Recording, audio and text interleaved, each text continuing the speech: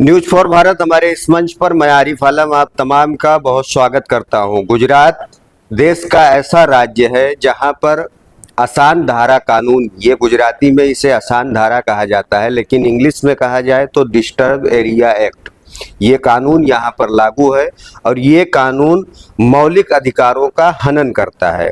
ऐसे में जब सरकार ऐसे कानून बना रही है कि लोगों के बीच की जो खाइयां हैं वो बढ़ जाए, वहां पर समानता की बात करना अपने आप में बेईमानी है।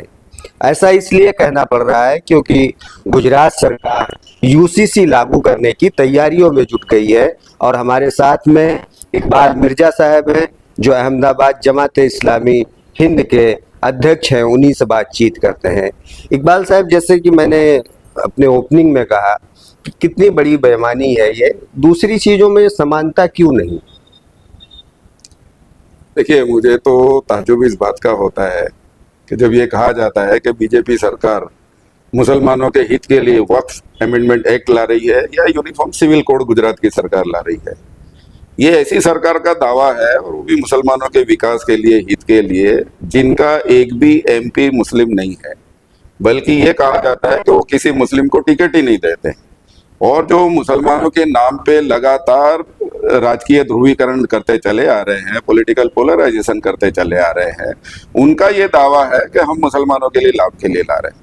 तो ये मुझे तो एक मजाक जैसा लगता है कि जब ऐसी सरकार ये कहे कि हम मुसलमानों के लाभ के लिए कोई चीज ला रहे हैं, अब वो सरकार मुसलमान को टिकट तक नहीं देती, उनके इतने उसमें कोई मुस्लिम वो नहीं है। अब वो सरकार की कैसे बात मान ली जाए कि ये मुसलमानों के हित के लिए कोई चीज कर सकती है? आपको ताज्जुब होगा कि चलिए ठीक है, मान लेते यूनिफॉर्म सिविल कोड जैसा इनका कहना है कि हम मुसलमानों के हित के लिए ला रहे हैं, तो अमित शाह को मुसलमानों की जाहिर सभा में कहना चाहिए कि हम आपके हित के लिए ला रहे हैं। अमित शाह तो जो पॉलिटिकल रैली है, राजकीय रैली है, उसके अंदर नॉन मुस्लिम के सामने ये कह रहे हैं कि हम तो यूनिफॉर्म सिविल कोड ला के रहेंगे। इसका मतलब तो बिल्कुल साफ दिखाई दे रहा है कि आप ये पूरे जितने दोनों मामले वो पूरा पॉलिटिकल है, ये ना सियासी है, ना इनका वक्फ से कोई ताल्लुक है, ना इनका यूनिफॉर्म सिविल कोड से कोई ताल्लुक है। इकबाल साहब, एक सवाल ये भी उठता है कि यहाँ पर देखा जाए कि 6 करोड़ की आबादी है गुजरात की और 1 करोड़ से ज़्यादा आबादी आदिवासी समुदाय के लोगों की है। उनको बिना मांगे इस कानून से बाहर कर दिया गया। मुसलमान कह रहा है कि हमें बाहर करो, लेकिन ज़बरदस्ती उनको शामिल किया जा रहा है। इन दोनों के बीच क्या अंतर नजर आ रहा है? देखिए, यूनिफॉर्म कहा ही उसको जाता है कि सबके लिए समान हो। जी, उत्तराखंड में सबसे पहले कायदा आया, वहाँ 2.5 वहाँ उनकी तादाद कम है, लेकिन वहाँ भी उनको बाहर रखा गया है, एग्जेम्पशन दिया गया है। लेकिन गुजरात में तो उनकी तादाद 15% है, यानी 6 करोड़ में 1 करोड़ तो आदिवासी है। अगर 1 करोड़ के ऊपर यानी कहा यह जा रहा है कि हम तुम्हारे विकास के लिए ला रहे हैं, सामाजिक विकास के लिए ला रहे हैं, तो क्या आदिवासियों का विकास नहीं चाहिए? आदिवासियों को विकास नहीं करना है उनके लिए? आदिवासी राज्य के नागरिक ही नहीं है, ऐसा लग रहा है। नहीं, लेकिन मुसलमानों पे लाने से पॉलिटिकल फायदा हो रहा है तो मुसलमानों पे ला रहे हैं, आदिवासी को निकालने से पॉलिटिकल फायदा हो रहा है तो उनको निकाल रहे हैं। सीधी सी बात है, ये मामला पॉलिटिकल है, इसके अलावा और कुछ भी नहीं है। अब रहा सवाल ये जो पर्सनल लॉ है उसके फायदे का या गैर फायदे का। अब मुसलमानों में एक से बहुपत्नीत्व है, पॉलीगेमी है, तो मुसलमानों में 1.9 है, आदिवासियों के अंदर 2.9 है। मुसलमानों से भी ज्यादा पॉलीगेमी आदिवासियों के अंदर है। जी, अच्छा, बहुत सारे सवाल हैं कि भाई शरई जो मामले हैं हमारे, उसमें दखल अंदाजी होगा, उसके बाद में जो हमारे पर्सनल मामले हैं उसमें दखल अंदाजी होगा, जो संवैधानिक अधिकार हैं उसके हनन होंगे। इन तमाम चीज़ों को कैसे देखते हैं? और आप लोग मेरे ख्याल से जो कमेटी है उनके साथ भी गए थे, मुलाकात भी हुई थी, किन मुद्दों पर बातचीत हुई और क्या आश्वासन दिया उन लोगों ने? देखिए, जाहिर सी बात है कि ये मुसलमान कहा उसको जाता है जो अल्लाह की आज्ञा का पालन करता है, उसके हुक्म के मुताबिक अपनी जिंदगी बसर करता है। तो हमारे लिए तो ये पूरा अल्लाह ताला का हुक्म है। आप वैसे भी देखें कि यूनिफॉर्म सिविल कोड की अगर बात करें हम, तो जब ये कायदा अभी नहीं है, तो ये कायदा नहीं होने से क्या परेशानी आ गई, क्या मुश्किलात आ गई जी, क्या उसमें बहुत ज्यादा समाज के अंदर समस्याएं खड़ी हो गई? ऐसा कुछ भी नहीं है। ये तो ये होता है कि भाई किसी वजह से समाज के अंदर बहुत परेशानी आ गई हो, बहुत मुश्किलात आ गई हो, बहुत सारे उसकी अव्यवस्था हो गई हो, तब जाके आपको कोई कायदा लाना पड़ता है। इसकी कोई जरूरत ही नहीं पड़ी हमको, और इसमें 1450 साल से मुसलमान इस पर अमल कर रहा है। और आज जबकि पश्चिमवाद की तरफ हमारा देश आगे बढ़ रहा है, मुस्लिम समाज सबसे ज्यादा मजबूत समाज है। और हम जो अल्लाह के जो बनाए हुए कानून, ये जो लड़ाई है असल में उसी की है कि अल्लाह के बनाए हुए कानून और इंसानों के बनाए हुए कानून की ये लड़ाई है। ये हक और बातिल की लड़ाई है और ये संविधान के सामने बहुमतीवाद की लड़ाई है। संविधान के आर्टिकल 44 का ये लोग हवाला देते हैं कि आर्टिकल 44 में ये कहा गया है कि भाई जब हमारा मुल्क तरक्की कर लेगा, हमारा देश तरक्की कर लेगा, तो हम सभी लोगों के लिए कॉमन सिविल कोड लाएंगे।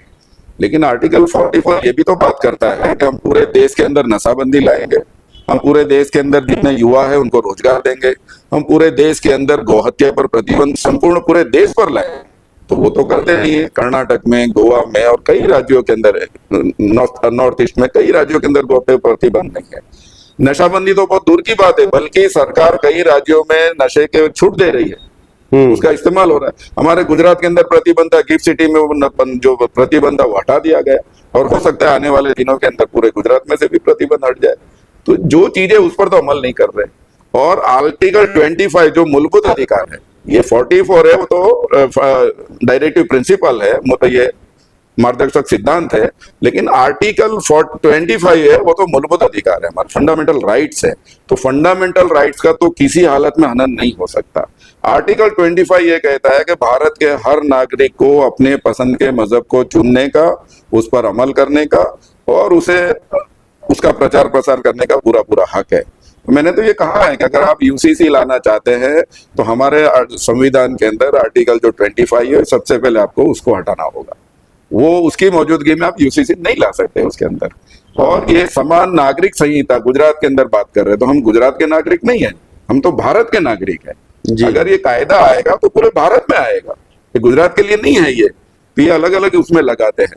अब हमने कमेटी के सामने सवाल भी किया कि भाई उत्तराखंड में आपने जो कायदा लाया है, हमको अंदेशा है कि उसी का कॉपी पेस्ट होगा, उसी की कॉपी होगी गुजरात के अंदर, क्योंकि चेयरमैन वही है। तो उन्होंने कहा नहीं। अब ये भी ताज्जुब है, अगर मान लेते हैं कि दोनों कायदे एक जैसे नहीं है, बराबर नहीं है, तो उत्तराखंड के लिए यूनिफॉर्म सिविल कोड अलग है और गुजरात के लिए अलग है, तब भी ये यूनिफॉर्म नहीं रहता है। उस हालत में भी अगर हर राज्यों में यूनिफॉर्म अलग अलग होगा सिविल कोड, तो कैसे चलेगा ये? अच्छा, एक सवाल ये उठता है कि राज्य सरकारों के पास में ये अधिकार कहाँ से आता है कि आप केंद्र से ऊपर उठ जाते हैं और अपने तरीके से कानून बनाते हैं। इसे आप कैसे देखते हैं और क्या मतलब बीजेपी शासित राज्यों में ही इस तरीके से संविधान के साथ खिलवाड़ किया जा रहा है, ऐसा लग रहा है? आपकी बात बिल्कुल सही है। हमारे पूर्व जो रिटायर सीबीआई है चंद्रचूड़ साहब, उन्होंने ये खिड़की खोली है। असल में राज्य को अधिकार है कायदा बनाने का, यूनिफॉर्म सिविल कोड का नहीं है जी। आप अगर समझे तो भाई निकाह के लिए, तलाक के लिए या कोई भी और चीज के लिए अलग कायदा बना सकते हो, राज्य को उसका अधिकार जरूर है। लेकिन राज्य को यूनिफॉर्म सिविल कोड लाने का अधिकार नहीं है। वो इंडियन टेरिटरी यानी केंद्र सरकार को लाने का अधिकार है। जो पूरे इंडियन टेरिटरी के अंदर वो कायदा लागू हो सकता है, ये उनका है। लॉ कमीशन इनकार कर लेकिन रहा है। ये बीजेपी शासित राज्यों के अंदर ला के बताना यही चाहते हैं कि अगर वो राज्यों में लाया जाएगा तो वो बिल्कुल बेअसर होकर रह जाएगा। इसलिए अब उनका कहना है कि पूरे उसमें इंडिया में लाने की कोशिश करेंगे। ये भी उसके बाद उनका वो है। नहीं, लेकिन लॉ कमीशन तो इनकार कर रहा है, तो लॉ कमीशन की देखिए, बात सरकार को अगर कोई कायदा बनाना होता है तो सबसे पहले वो अपने लॉ कमीशन को जिम्मेदारी सौंपती है कि आप लोगों से मिलिए, लोगों की राय लीजिए और हमको ये बताइए, रिपोर्ट दीजिए कि ये कायदा लाना चाहिए कि नहीं लाना चाहिए, और लाए तो किस स्वरूप में लाना चाहिए। तो 21वें लॉ कमीशन को इसी सरकार ने 2018-19 के अंदर लॉ कमीशन 21वें लॉ कमीशन को जिम्मेदारी सौंपी। उन्होंने लाखों लोगों से मिले जुले, सब किया, उन्होंने उनके राय ली और उसके बाद में उन्होंने कहा कि यूनिफॉर्म सिविल कोड की ना ही जरूरत है ना ही वो इच्छनीय है जी, उसकी जरूरत भी नहीं है और लाने से कोई वो भी नहीं उसका। ये 21 लॉ कमीशन ने रिपोर्ट अपना पेश किया। उसके बाद उनको तसल्ली नहीं हुई तो 22वें लॉ कमीशन को जिम्मेदारी सौंपी। 22वें लॉ कमीशन ने भी लोगों की राय ली और उसके बाद में उनका भी रिपोर्ट यही था, लेकिन उन्होंने वो रिपोर्ट ही पेश नहीं किया। तो खुद सरकार का लॉ कमीशन अगर ये कह रहा है कि इसकी जरूरत नहीं है, तो इसका मतलब साफ नजर आता है कि सरकार की नीयत है वो ठीक नहीं है। अच्छा, मुस्लिम हितरक्षक समिति जो है वो मुस्लिम पर्सनल लॉ बोर्ड के जो गाइडलाइन है उसके तहत काम कर रही है। यूनिफॉर्म सिविल कोड और ये जो वक्फ वाला मामला चल रहा है उसको लेकर क्या आयोजन है, किस तरीके से आप लोग इसके खिलाफ रास्तों पर उतरोगे, प्रदर्शन करोगे? और मैंने देखा कि नेहरू ब्रिज पे एक प्रोग्राम हो चुका है, तो आगे की क्या सीरीज है उसके बारे में बताइए। देखिए, हमने ये कोशिश की है कि ये जो मामला है, समस्या है, पूरे मुसलमानों की है। तो हमने पूरे मुसलमानों को एक प्लेटफॉर्म पे हम लाए। एक अम्ब्रेला ऑर्गेनाइजेशन है गुजरात मुस्लिम हितरक्षक समिति, जिसमें मुसलमानों की जितनी भी बड़ी जमातें हैं, संगठन हैं, जितनी अलग अलग संप्रदाय है, मसलक है, बिरादरियां हैं, वो सबको हमने इसमें शामिल कर लिया है ताकि एक प्लेटफॉर्म से हमारी बात कही जा सके। और जैसा कि नेशनल लेवल पे all India Muslim personal law board है, तो हम उनके मार्गदर्शन के तहत ये कुछ सब काम कर रहे हैं हम लोग। तो हमने सबसे पहले यूनिफॉर्म सिविल कोड की जो यूसीसी की जो कमेटी है, उनके सामने दिल्ली में जाकर रजूआत की कि आपका जो वक्त है 24 मार्च तक का, वो ज़्यादा होना चाहिए। तो उन्होंने हमारी बात को मान लिया और वो अवधि जो बढ़ाकर 15 अप्रैल तक कर दी गई। फिर हमने उनसे बात कही कि हमारे गुजरात मुस्लिम हितरक्षक समिति है, वो पूरे गुजरात के मुसलमानों का प्रतिनिधित्व करती है, तो आप हमको अच्छा टाइम दे के बुलाइए। तो उन्होंने अहमदाबाद में और गांधीनगर में जब लोगों को बुलाया अपनी राय देने के लिए, तो उनके जो समर्थक है, जो इनको हम सरकारी मुसलमान आमतौर पे कहते हैं, तो उनको बुलाया और उनके जरिए उनकी राय ले ली। हालांकि वो मुसलमानों का प्रतिनिधित्व नहीं करते, उनकी नुमाइंदगी नहीं करते। तो हमने ये कहा कि जो नुमाइंदगी नहीं करता आप उनको बुला रहे हैं, और जो नुमाइंदगी करते हैं उनको आपने नहीं बुलाया। उन्होंने हमको सूरत में आने के लिए कहा, लेकिन सूरत में एक ही दिन 400-500 लोगों को उन्होंने बुलाया था। तो हमको लग रहा था कि अगर हम वहां जाएंगे तो हमको वक्त नहीं मिलेगा। तो हमने उसका बहिष्कार किया, प्रेस कॉन्फ्रेंस बुलाई, प्रेस कॉन्फ्रेंस में हमने उसका बहिष्कार किया कि गुजरात मुस्लिम हितरक्षक समिति है, वो गुजरात के तमाम मुसलमानों का प्रतिनिधित्व करती है, तो हमको अच्छा वक्त मिलना चाहिए। फिर हमारे यहाँ से एमएलए जो इमरान खेड़ा वाला है, पूर्व एमएलए जो ग्यासुद्दीन शेख है, वो वहां पर गए और उन्होंने भी बहुत जोर देकर कहा कि अगर आप वाकई में इसके बारे में राय लेना चाहते हैं तो गुजरात मुस्लिम हितरक्षक को बुलाइए। उनके पास एडवोकेट्स की टीम है, उनके पास उलमा की टीम है, उनके पास सामाजिक कर्मशील है, तो ये सब मिलकर आपको एक अच्छा ड्राफ्ट बनाकर दे सकते हैं कि कैसे इसमें वो होना चाहिए। फिर उन्होंने हमारी बात को माना और हमको 12 अप्रैल में हमको दिल्ली में बुलाया। तो हम 18 लोगों की टीम वहां पर गई और हमने हमारे जितने एडवोकेट्स थे, उन्होंने लीगल जितने भी पॉइंट हो सकते थे उस पर अपनी बात रखी। हमारे जो इस्लामिक स्कॉलर है, विद्वान है, उलमा है, उन्होंने सरई तौर पे बात रखी। हमारे सामाजिक और राजकीय जो आगेवान है, उन्होंने अपने तौर पे बात रखी। एक्स मिनिस्टर दिनेश परमार साहब है जो दलित समाज से हैं, वो भी आए और उन्होंने भी हमारे साथ समर्थन जाहिर किया और उनके सामने हमारे सामने वहाँ पे बात रखी। आगे की क्या रणनीति है, किस तरीके से इसका विरोध किया जाएगा? देखिए, अब ये मामला जो वक्फ एक्ट है वो एक्ट बन गया है और मामला सुप्रीम कोर्ट में है और यूनिफॉर्म सिविल कोड की प्रक्रिया चालू है जी। तो हमको हमारे जो संवैधानिक अधिकार है जिसका हनन हो रहा है, तो उसके हासिल करने के लिए हम संवैधानिक जो रास्ता है उसी को इख्तियार करेंगे। जब हमने कोर्ट में मामला लेकर गए हैं, अदालत में लेकर गए हैं, तो हम लोगों की अदालत में भी जाएंगे और लोगों के दरमियान जाके भी अपनी बातों को रखेंगे। हमारे जो देश बांधव है, हमारे भारत के जो नागरिक है और सरकार है, उसके सामने हमारी आवाज को हम उठाएंगे। सबसे पहले हमने प्रोग्राम दिया था, हमने नेहरू ब्रिज जो है उस पे मौन मानव सांकड़, साइलेंट ह्यूमन चेन, इसका हमने वो किया। पुलिस ने परमिशन मांगी, पुलिस ने शाम को हमने ओरली परमिशन दे दी, लेकिन सुबह में उन्होंने मना कर दिया हमको। अब हमारा मैसेज वायरल हो गया था तो हमको करे बिना छुटका नहीं था, वरना हम कभी भी परमिशन बगैर काम नहीं करते। लेकिन जब पुलिस ने ऐसा किया तो हमको करना मजबूरी हो गया, तो हमने वो काम किया हमने। लेकिन बहुत शांत प्रोटेस्ट किया। हमारा ये था कि हम प्ले कार्ड के जरिए हमारा संदेश लोगों को देंगे। हम वहाँ रोड पर एक तरफ महिला खड़ी हो जाएगी, एक तरफ पुरुष खड़े हो जाएंगे और अपने हाथ में प्ले कार्ड होगा और प्ले कार्ड के अंदर हम जो मैसेज देना चाहते हैं वो होगा। लेकिन पुलिस ने प्ले कार्ड से भी हमको रोक दिया गया कि आप प्ले कार्ड भी वहां पर नहीं लगा सकते। फिर भी आपने देखा होगा कि मुसलमानों का जो आक्रोश था वहां बहुत भारी भीड़ में नजर आया। मुस्लिम औरतें भी बहुत बड़ी संख्या में वहां पर आई और अपना विरोध दर्ज कराया।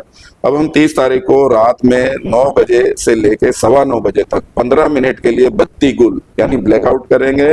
हम लोग हमारे घरों की, हमारी ऑफिस की, हमारी दुकानों की, हमारे बाजार की लाइटें बंद कर देंगे। इस तरह से हम हमारा विरोध दर्ज कराएंगे। इसके बाद आपने देखा होगा कि all India personal law board ने तालकटोरा स्टेडियम पे बहुत बड़ी एहतजाज का प्रोग्राम किया, धरने का प्रोग्राम किया। अब वो वहां से हिंदुस्तान के प्रमुख शहरों में निकलेंगे, हमारे अहमदाबाद में भी आएंगे, तो हम उनका स्वागत करेंगे और अहमदाबाद में भी अलग अलग जो प्रोग्राम है वो हम यहाँ पर करने वाले हैं इसके बाद भी। और भारत के 50 प्रमुख शहरों में हम प्रेस कॉन्फ्रेंस के जरिए मीडिया के माध्यम, क्योंकि लोकतंत्र का चौथा स्तंभ है, उसके माध्यम से भी हम जाएंगे। तो हमने उसकी प्रेस कॉन्फ्रेंस थी, वो भी हमने 21 तारीख को की, प्रेस कॉन्फ्रेंस करके हमने सबको बताया यहाँ पर। अब हमारा आगे की रणनीति ये होगी कि अगर ये सब करने के बाद भी अगर हमारी बात को नहीं माना जाता, हमारे पास आखिरी विकल्प बचता है जेल भरवा। जी। और मुसलमान 20 से 25 करोड़ इस मुल्क में है, वैसे ही जेल ओवरलोडेड है। भारत सरकार के पास इतनी जेल नहीं है कि 20-25 करोड़ मुसलमानों को समा सके। आखिर में हमारे पास हथियार यही है कि हम लोग बाहर निकलेंगे और अपनी अपनी जेल भरो आंदोलन करेंगे, और उसके बाद हम सरकार को मजबूर करेंगे कि हमारे जो संवैधानिक राइट है उसका हनन ना हो, उसका भंग ना हो, और हमारे जो राइट्स है उसकी सुरक्षा हो। तो ये थे इकबाल साहब जिन्होंने यूसीसी पर अपनी बात रखी। हम ये कोशिश करेंगे कि वक्फ संशोधन कानून पर इनकी क्या राय है उसे आपको अगली वीडियो में दिखाएं।